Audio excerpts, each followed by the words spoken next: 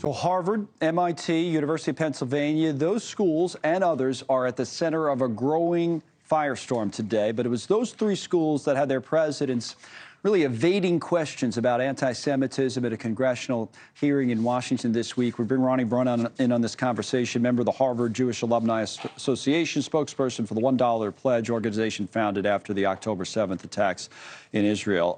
Roni, thank you for joining us. I want to play a clip from that testimony even before we start our conversation, just to set things up, and it'll give you a chance to put it in some context. This is the congressional hearing on anti-Semitism with the university presidents. Will admissions offers be rescinded or any disciplinary action be taken against students or applicants who say, from the river to the sea or Intifada, advocating for the murder of Jews? As I've said, that type of hateful, reckless, offensive speech is personally abhorrent to me.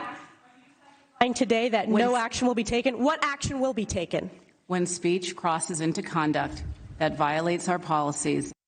It went on and on like that. That was just one of many examples. We played some others earlier. The Harvard president has apologized today in an interview with the student newspaper, the Harvard Crimson. Your perspective on what's going on on these university campuses with the leadership?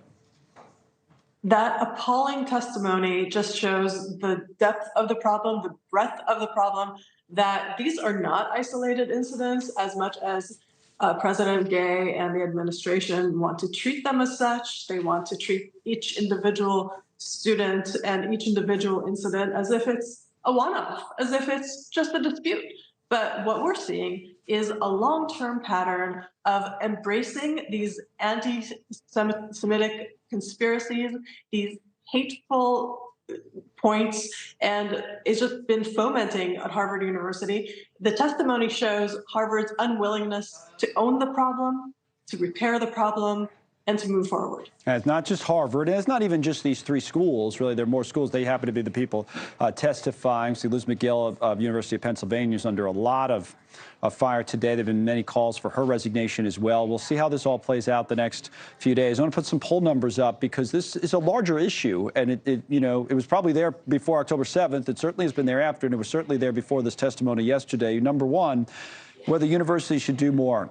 70% of students say their university has not done enough to address anti-Semitism, 70%.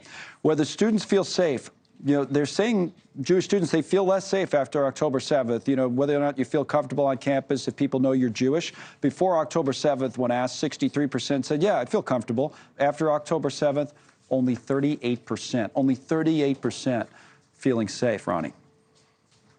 It's appalling. When I went to school, there was no issue. I'm Israeli. People knew I was Israeli. I got teased for it. I got teased for not serving in the army.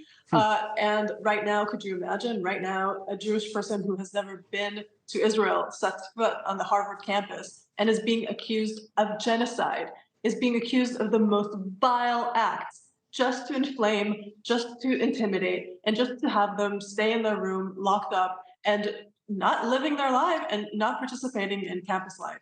Right. And it's the idea that you can't unequivocally condemn some of these things, because it's not like anybody's saying that they're in favor of Islamophobia. That should be condemned as well. But in this case, if it's blatant anti-Semitism, just say, yeah, that's wrong and our rules are against it. What should happen here? Do you think university presidents should and will lose their jobs over some of what's been going on? Some should, but it's my opinion that the university president is sometimes a figurehead for a larger corporation, for boards, for things that are bigger than they are. Those are the people turning on them now, right? They've been, there's at UPenn, there's somebody with a $100 million donation said, we're going to take it back unless she's out.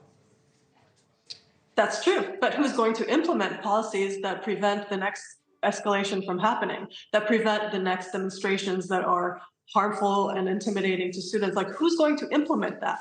Who's going to make sure that classes are not indoctrinating our students to hate Jews? Because that is happening right now. There are panels at Harvard constantly teaching students that Israel is an apartheid state and that Jews are oppressors and Jews are white supremacists and Jews are colonialists. So you can replace the president. You can have somebody make a better statement. but who's going to root it out?